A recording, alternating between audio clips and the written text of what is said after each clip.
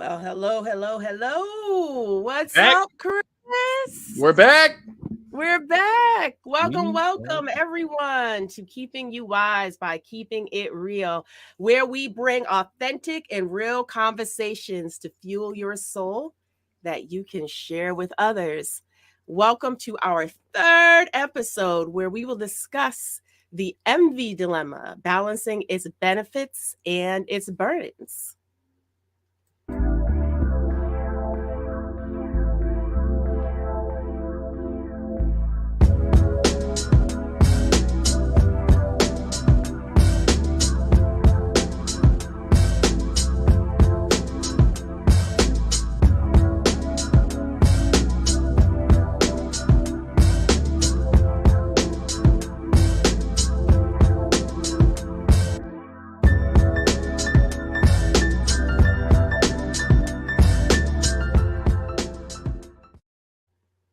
Well, hello, hello. Thank you all for joining.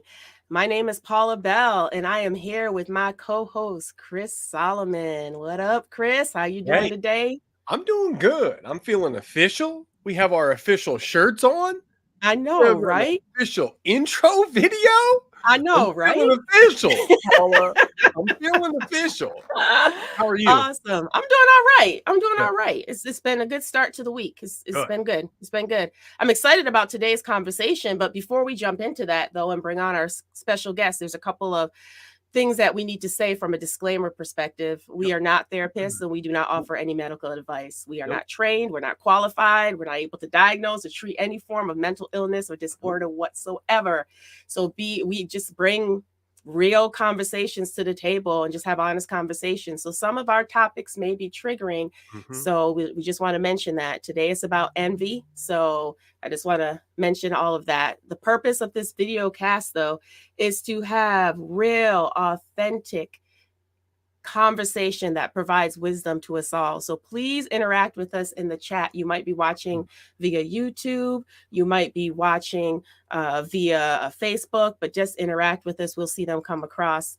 Now, the episodes will be about 30 minutes, max 45 minutes. Again, these are just real laid back conversations. These will be aired monthly. Sometimes we'll have a special guest and sometimes we won't, but make sure to subscribe to our channels. We'll have that information at the end of the cast, but Keeping You Wise by Keeping It Real on YouTube, the BA Martial Artist on YouTube, and your boy Solo on YouTube. So let's jump right in. Chris, who's joining us today? I'm excited about our guest today. All right. Paula. We have Ariel Baker today, but her friends or colleagues call her Ari. Ariel is the CEO of Train Ari Strong LLC. She's a nurse, wellness coach, group fitness instructor, and a nurse educator. She obtained her undergraduate degree from Ursuline College, while she has her master's of science in nursing with the focus in nursing education from Chamberlain University. So big deal. So when we say we're not trained, Ari kind of is. Right. Ari has a passion to not only train individuals to meet their fitness goals, but she also has a strong passion towards educating individuals on holistic practices that treat the mind, body, and soul.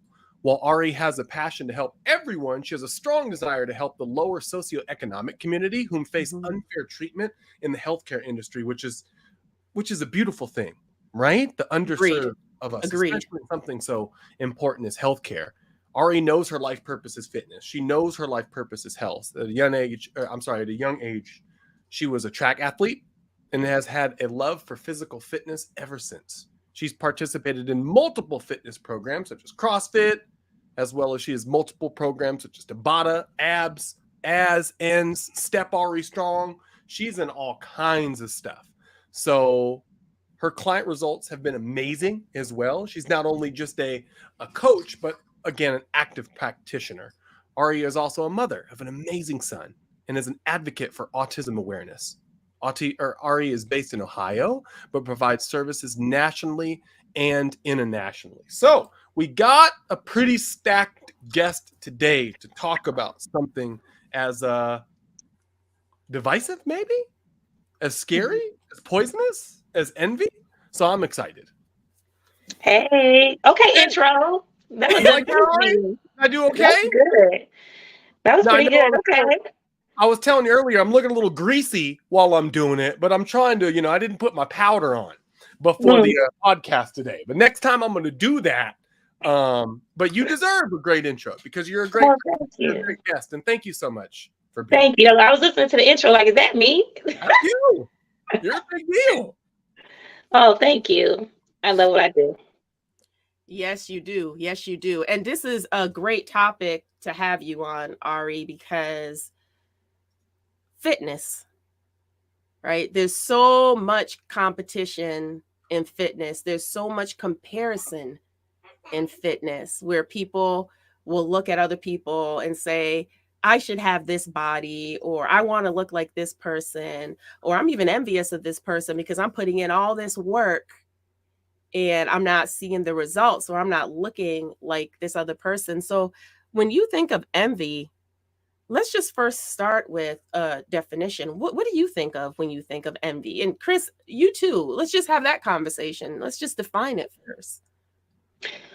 Envy. Well, there are tiers to envy, I feel. I feel envy is all about the intent and the backing behind it. We're all human beings. Sometimes we can be subject to, comparing ourselves to other people.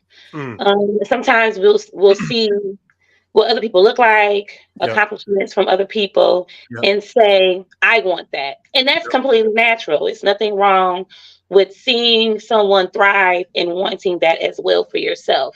But envy crosses that threshold of healthiness and it becomes unhealthy when you start having hateful and evil intent behind someone else's growth or production or them succeeding. So jealousy is a human trait. Admiration is a human trait. But when you start getting to the point where you are hateful towards somebody because they've accomplished something, that's where I think envy is. And envy to me is almost along this lines of wanting to inhibit or stop somebody else from being productive in relation to jealousy. Yeah. I think that's powerful. And I think that when the good Lord created the everything, he put in place this beautiful polarity that makes everything work, right? Einstein called it relativity. You see good, bad, positive, negative, up, down. And I think that envy is on that polarity of negativity, to your point, Ari. Envy is the bad. It's the perversion of admiration, seeing something and being excited and actually filling yourself with these feelings of inspiration and motivation. And I want that. And this is possible. It perverts to this place of, oh, you don't deserve that. I want that so much that I'll do anything that I can do to hurt you because you don't deserve it and I deserve it. So I feel like that envy is that negativity, that perversion of admiration on that polarity that God created when he made everything. Can I also just say something that's kind of off topic? I had a moral dilemma that just hit me. My son knocks at the door. He's 2 years old. And I'm hitting him with one of these, right? I'm on a podcast, bro. It's live. And then I think to myself, he doesn't know that. He's 2. He wants to see daddy, and he wanted to give me a cookie. So I hit, you know what? I'm going to hit mute. I'm going to say, thanks, buddy. But I'm on a live podcast right now. Can I get back to you? And I felt so much better about that. But I apologize if you see me hitting one of these. I wasn't just trying to show you my traps or my arm jiggle. But I felt like I came through and I did the right thing ultimately and said, hey, buddy, thank you so much for the cookie.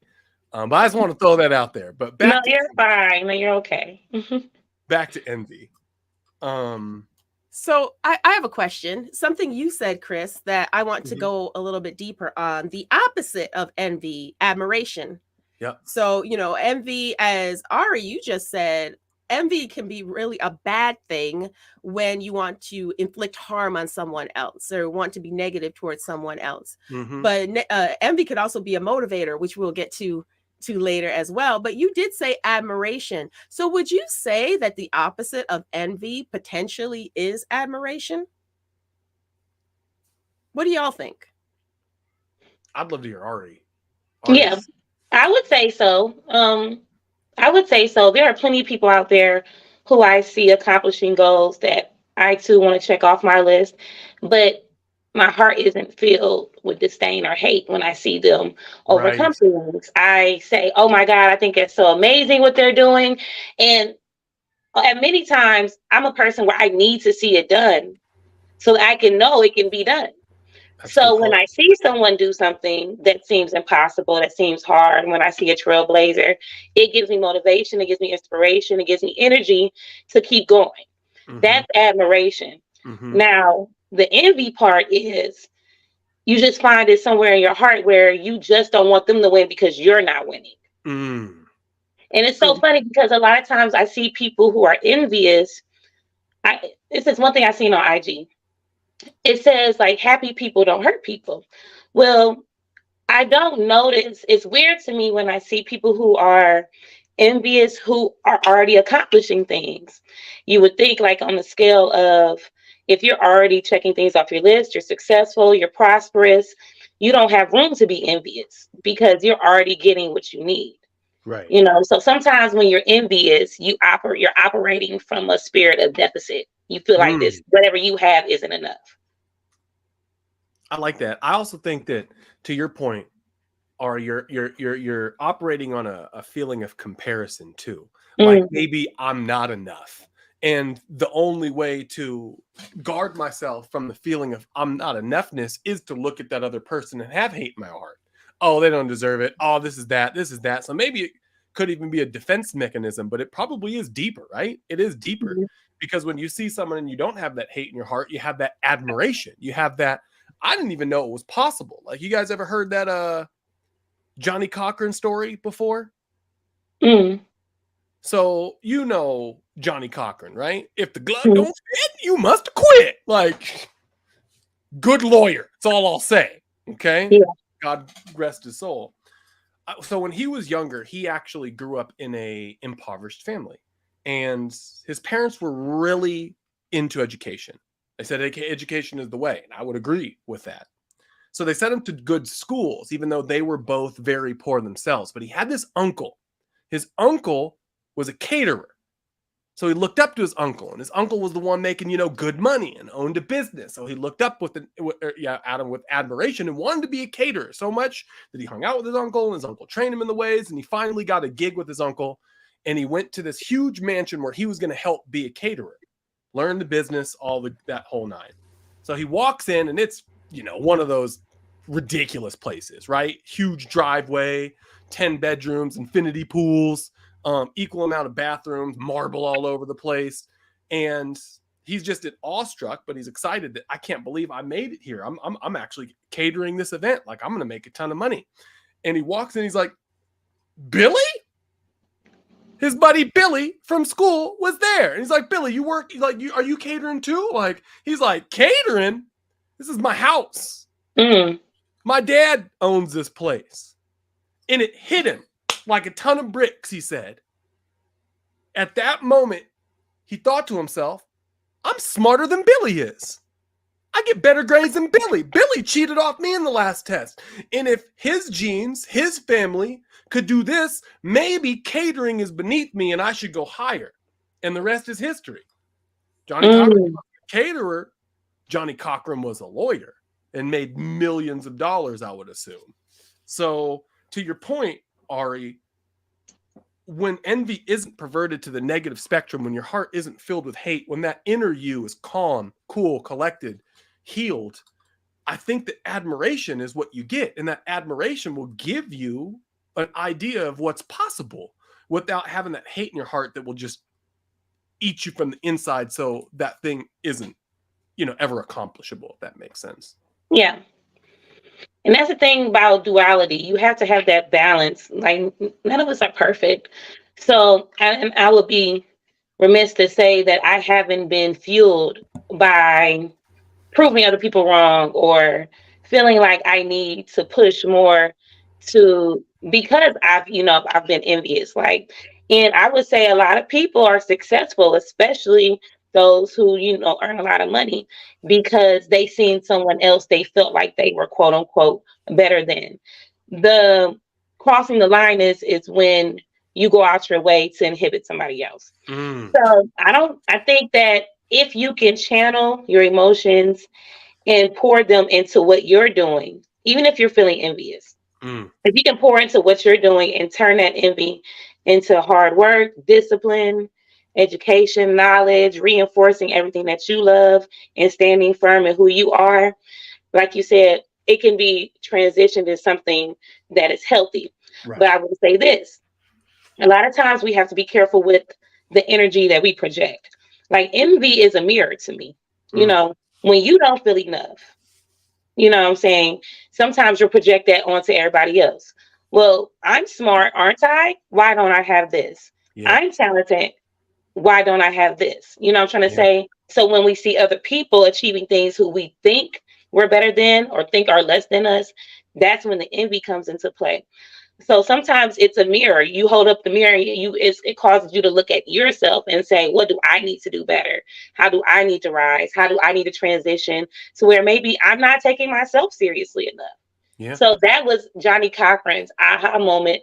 I mean, we don't know. He could be a world-renowned, amazing 5-star caterer, but also we don't know that. But we know that because of that moment, he became a household name, and he's a lawyer, and it's not many of those. So that moment of envy ended up driving him to become the best version of himself. Yeah, and I would even argue that envy didn't enter his heart because his heart wasn't covetousness of his buddy, right? Mm-hmm. He knew the facts, but he wasn't trying to like hurt his buddy or say, oh, they don't deserve it or anything like that. He just saw like this is possible. And yeah, so I really do agree with you. Like when your heart is right, you could look at something and say, hey, I want that. Yeah. And it turns into like a drive, like a desire. And you look in yourself and should I get more discipline? What do I have to do to get it? Because I know it's possible, as opposed to spending all that energy on the other person. It's kind of like someone said something that I thought was funny the other day. They said, remember the days where if you wanted someone's job or to get promoted, you just worked real hard and you did what you had to do and you got promoted? Now, if you want someone's job or you want to get promoted, you just wait until your manager says something stupid and then hit up HR and get them fired. It's kind of like that, right? You're looking for something to do, to take something from someone because you feel like you don't have this. It's not enough. It's like an abundance mentality. There's more than enough. I can have it too, as opposed to a lack mentality. Like, oh, they have it, so I can't have it. So I got to take them out because I want it. Yeah. Yeah, it goes back to, you both are saying some of the triggers that happen with envy, right? Insecurity, social comparisons. The social comparisons are huge because you just see that easy on social media. You mentioned Instagram. You've got Instagram, TikTok, Facebook, Snapchat, all of these things that people are looking at. And really what you need to understand is some of the things that people are showing you, they're only showing you the good that's happening. They're not showing you everything else that they might be going through. So you're just assuming that they're in this great space and they're doing all these things. And so you're setting yourself up to have that sort of anger, the negative emotions that comes with envy. And if you have insecurities and low self-esteem already, and then you're watching people advance, that won't necessarily turn into motivation for you. That could turn into that negative, wanting to harm, wanting to say negative things about that person, because now you have that jealousy, that green-eyed monster that they call it, right? Is coming out. And those are the things. And then you also have those limiting beliefs. There's something you said too, Ari, that as a life coach, one thing that I work with people on is when they have self-sabotage or limiting beliefs, is finding evidence that what you think is impossible is very much possible. So find somebody else who has done it. You essentially just said that same thing.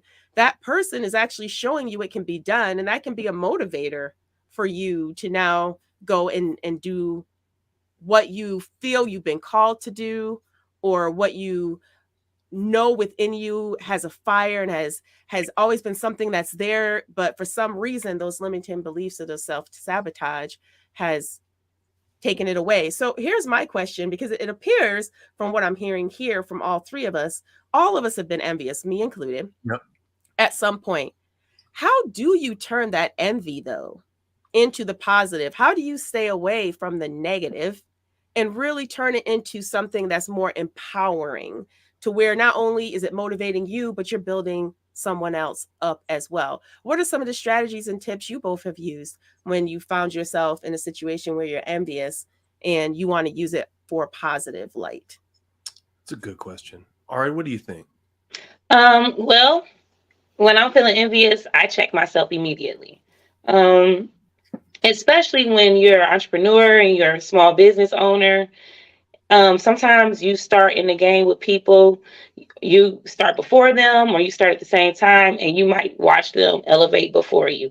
And it's really natural for you to feel envious sometimes, because not because you're a mean person, because you're sitting here saying to yourself, well, when is it my turn? Right. We all want our turn. You know what I'm saying? And I check myself immediately, because when it's my turn, it's my turn. And I'm going to want to be able to rejoice and be happy when it's my turn.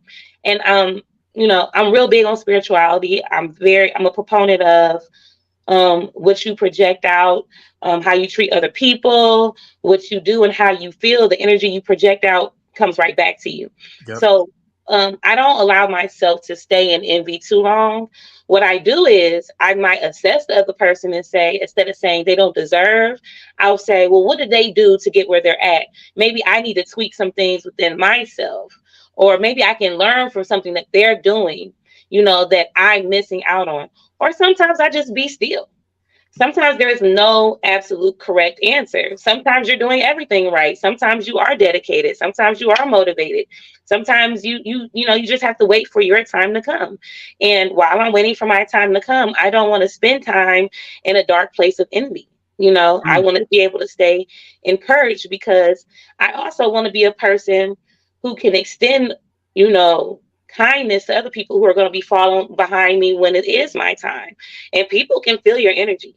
And you want to be able to build a community of people, of followers, of people who love and invest in you off of good energy and positivity, and not off of hatefulness and meanness, because that's going to transition into your legacy.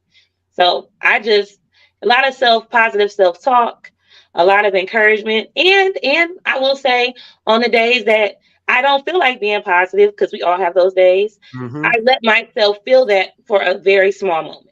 I'll say, you know what, this isn't fair, and it may not be fair. And then I say, okay, well, life's not fair. I'll spend a couple of hours and I'll be like, okay, well, now what's next? Because we can't stay there. I think that's awesome.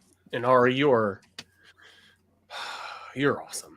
Let me ask you, do you want the wise solo answer, or do you want the typical solo answer? Look, it's called keeping you wise by keeping it what? Well, let me say, let me keep it real quick, and then I'll hit you with the wise. And I say keep it real because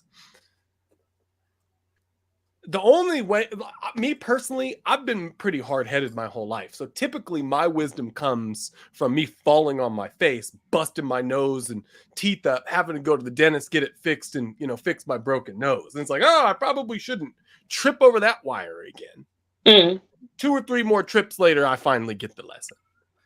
And I would say that, how do you get off from envy, turn it into admiration? How do you stop pointing the finger, saying this person, you should, it's because of you? It's like outward as opposed to what can I do? For me, it's having been envious and burned myself so many times. Like the energy that I put into being jealous. Paula, to your point, comparing my life to the photoshopped of perfection Instagram picture of someone else's, it just got me into a dark place where my self-identity was just beat up, that I didn't think I was nobody. And it took a lot from life coaching to mentoring. Paula, you personally found me at a place at a time where I was in not necessarily just the envious place, but where the envious place leads to, where this self perception, who you are, is just less than, right? And it took a lot of hard work to really just dig into my identity and say, maybe I am somebody. Do hard stuff. I know it might sound crazy, but one of the best ways to combat envy is to work on yourself. You know, like what is your heart telling you? You got to quit smoking cigarettes. You got to hit the gym. You got to start eating healthy. Do you have to apologize to that person? Do you have to forgive that person? Do you have to go and do X, Y, or Z? Typically, we know what that thing is that we need to do internally to get ourselves back on the right track. And if we don't do that thing, our identity is so beat up that we look at something that we want and it can't be healthy. It has to be negative. And that negative, I want this, is envy. It's coveting. It's wanting to hurt. It's wanting to like lash out, because what do you get when you squeeze an orange? What do you get? Orange juice. Orange juice. You can't get no lemon juice. You can't get no pineapple juice. You get what's inside. So inside you is beat up. When you look at something and you're squeezed, you ain't going to get nothing but what's inside of you. So I feel like if you want the good polarity, if you want you see trials and see hope, right? Pandora's box, the end of it was hope. If you want to see something that you want and get admiration as opposed to envy, you want to see someone who slights you and you get forgiveness as opposed to anger, you got to be filled up with some orange juice. And that orange juice is the right stuff. Do you feel like you're somebody? Are you doing the work in your own heart that makes you feel like somebody? So that's what I personally had to do. And I only learned that lesson after beating myself up for so long that I was sick and tired of being sick and tired. And then I just started doing the hard stuff, the work that I needed to do on myself. And it's still a work in progress. I still get envious. I saw your two powdered to perfection foreheads, and I'm like, damn, why am I so greasy? You know? But I just woke up. I work night shift. I don't know what's going on with this. I'm getting there. Being envious, but isn't it just so exhausting? Isn't it just so tiring being envious? I mean, just staying there, it's physically draining to constantly be in comparison of other people and asking yourself, why not me? Like, when I feel envious, I just have to stop, because I just don't feel like feeling like crap. Yeah, that's one of the biggest reasons I don't want to feel like trash. I don't want to hate myself. I don't want to look down on myself. So I don't have the space to be envious, because I can't go on with my day just being in that space or in that world. It's a good point. Paula, let me ask you a question. Like, what do you do to pull people out of this place? Because you, more than anyone I've ever met, has pulled people out of these places that have manifested themselves as envy or anger or depression or whatever you want to call it on the outside. But typically it's a lot deeper.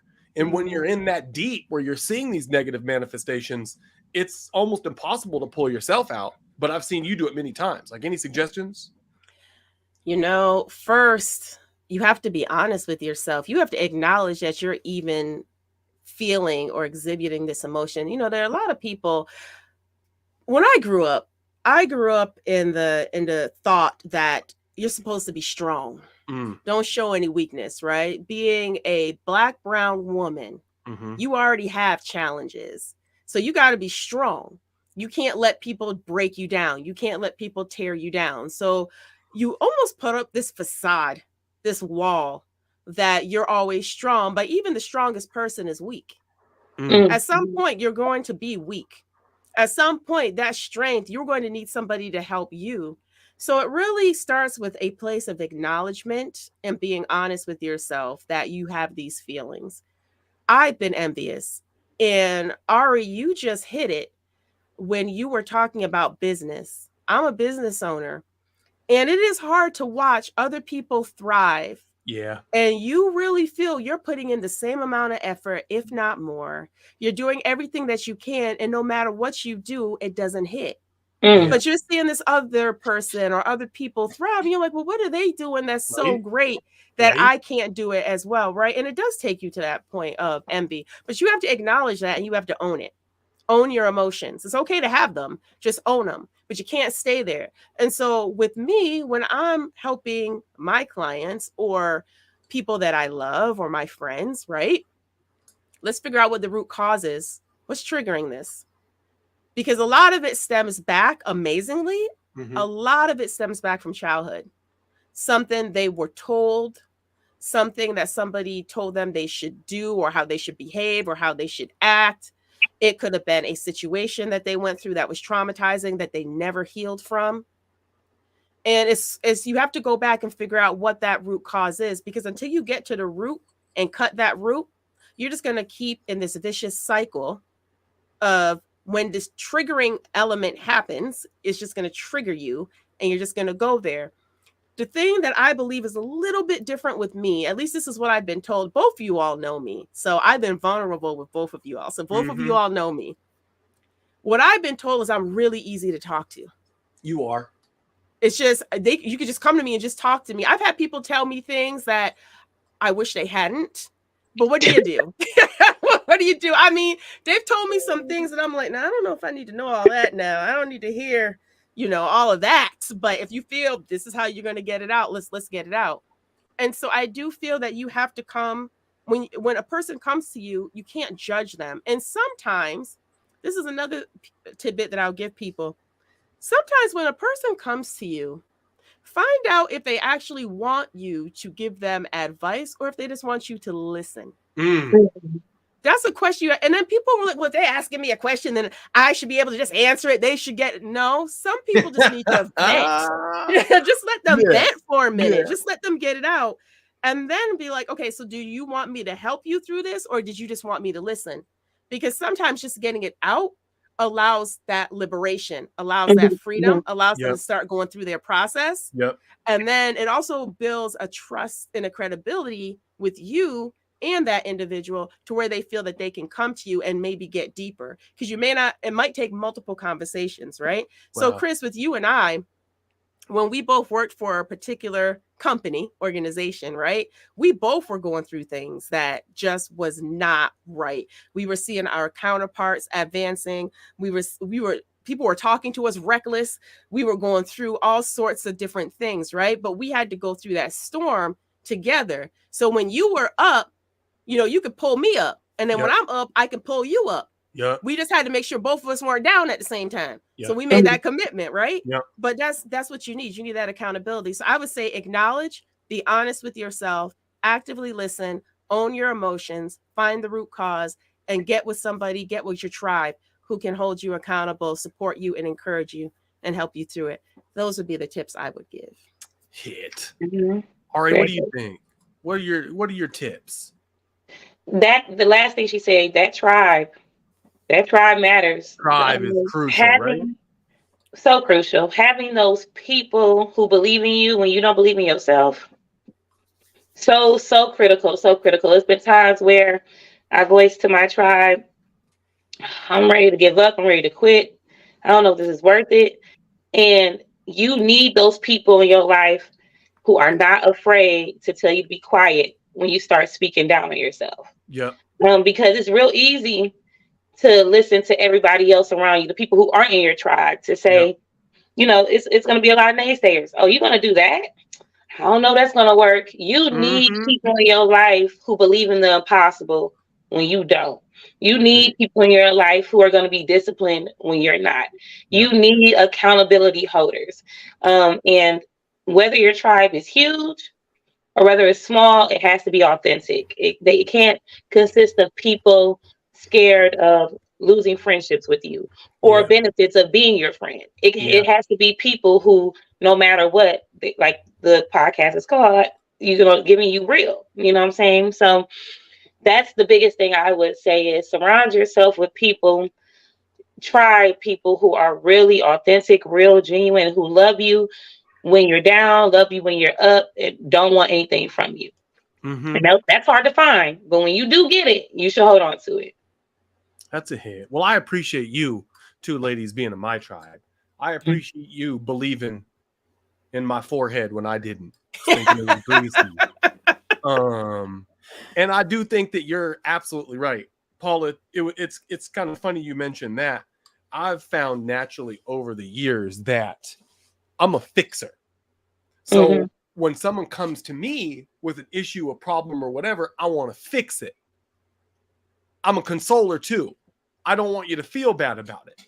But what I'm not very good at, and I'm working on constantly, is being a validator, i.e., convincing you that you're not crazy for feeling the way that you're feeling about the situation that you're going through. And I found that 9 times out of 10, that's what people want. They don't want you to fix it because they're not stupid.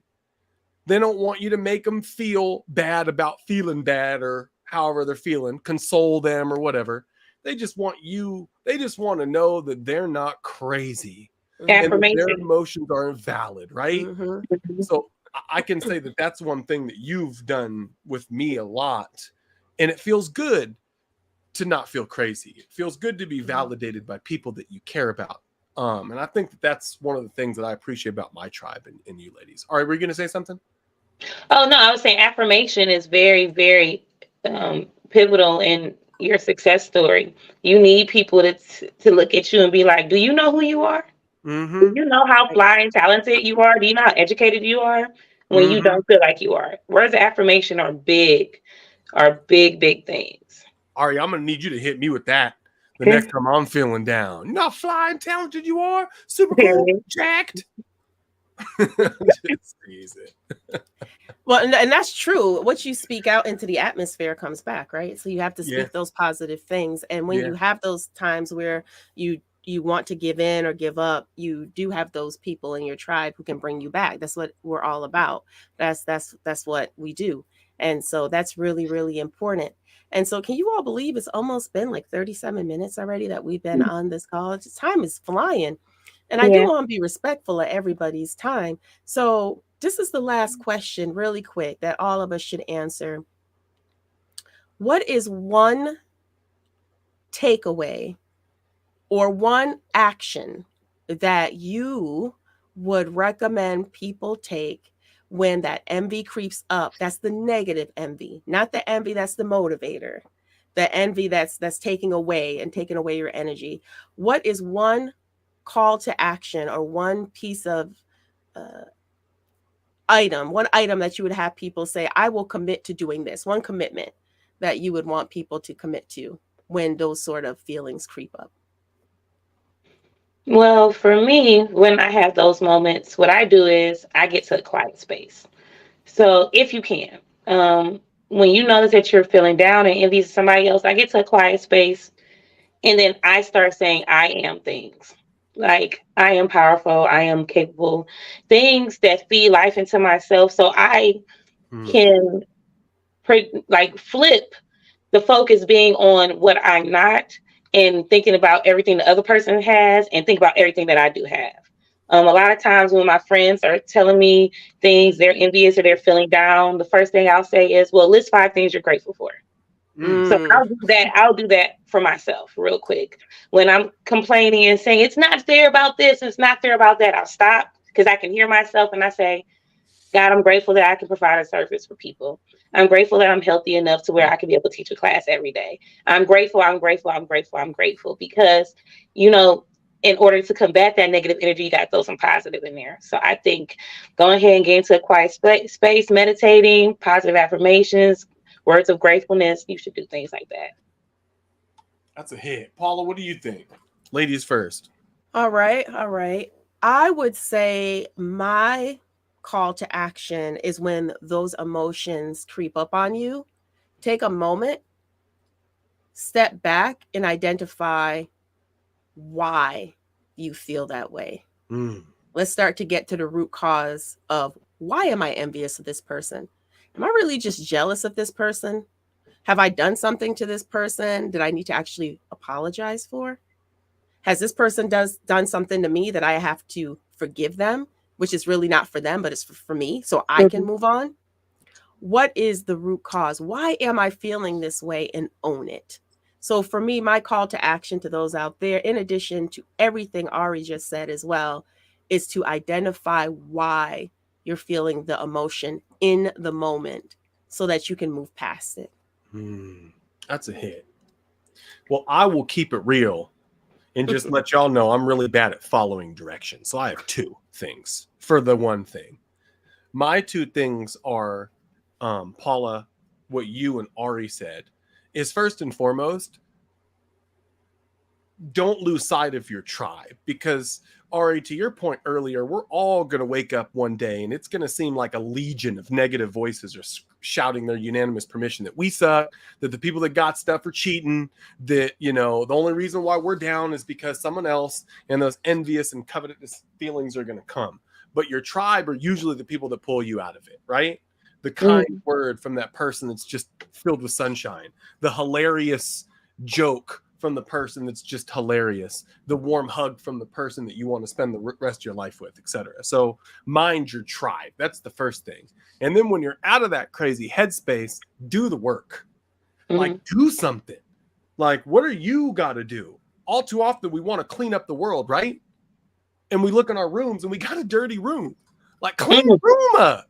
Like, make the bed before you try to make the world a better place, because you making the bed will make the world a better place, because it'll just be that much cleaner. And you'll notice that when you start focusing on like making your bed and vacuuming your floor and cleaning up your own proverbial room, the things outside don't seem so glamorous, glitzy, and you don't feel that feeling of like envy and I want it.